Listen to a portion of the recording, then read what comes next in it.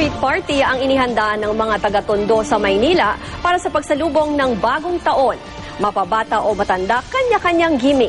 Inaabangan din ang inihandang pakulo ng mga kalalakihan. Alamin natin ang latest doon sa live report ni Haji Rieta. Haji! Yes, Ruth, Happy New Year na mula dito sa Tondo, Manila. Bagaman na ilang oras pa lang bago ang pagsalubong sa 2013 ay halos ramdam na nga itong pagsalubong sa bagong taon dahil halos kabila na nga itong mga nagaganap na street party dito sa Tondo, Manila. Halos sarado ng kalyang ito sa Barangay 123 sa Tondo, Manila. Paano ba naman kasi Mala Street Party ang inihanda rito? Taon-taon ganito raw ang pagsalubong nila sa bagong taon. Mapabata o matanda, sumasayaw sa saliw ng musika.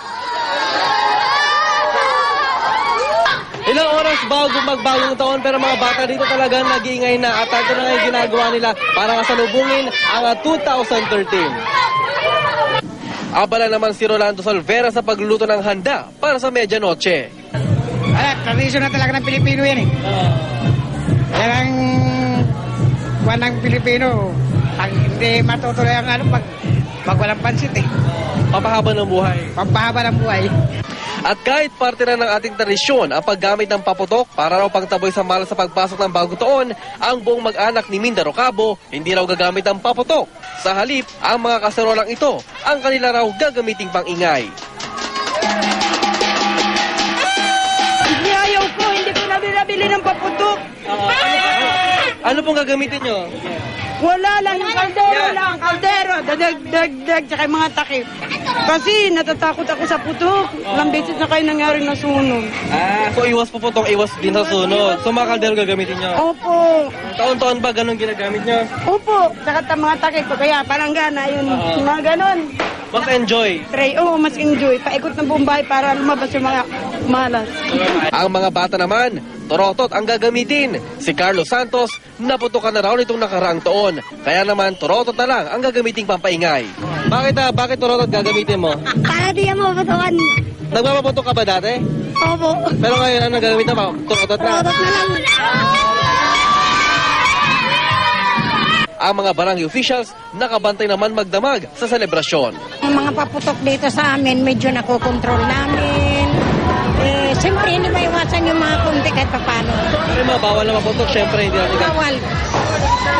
Ruth, habang mapalapit ang pagsapit ng alas 12 ay inaasahan daw na mas magiging maingay pa rito no, at magiging masaya pa dito sa Tondo, Manila sa kasapagsalubong ng 2013. At kaya nga kanina, Ruth, sa nakita sa yung telebisyon, ito yung mga bata na nagsayawan kanina. At kung bakit naman dito sa aking natatayuan, ay talagang party na dito sa buong paligid, no, sa maraming lansangan dito sa Tondo, Manila. Ruth?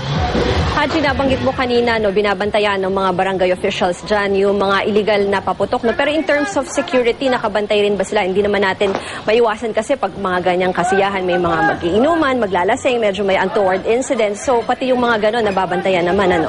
Tama ka dyan, Ruth. Kanina nga ay nag-ikot itong mga barangay officials, no? At may kasama silang ilang mga pulis at inikot nila itong ilang lugar sa Tondo, Manila. Parang masiguro nila, no? At masigurado nga nila na bukod sa mga mangyaring mga putukan mamaya ay maiwasan itong anumang kaguluhan na bulsod naman itong mga ilang mga kababayan naman natin na nagiinuman at paraan din nila ang pagsulubog sa 2013. Nakita natin talagang nasa kalsada nakakalat yung mga nagse-celebrate dyan. Ganon din ba yung mga magkakapit-bahay sama-sama? May mga bayanihan rin ba kahit pagdating sa mga handaan dyan, saka mga pagkain dyan?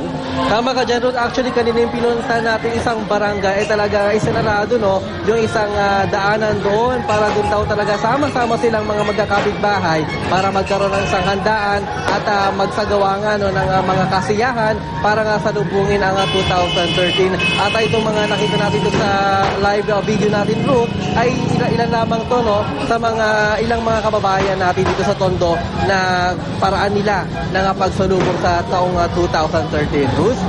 Maraming salamat, Haji Rieta.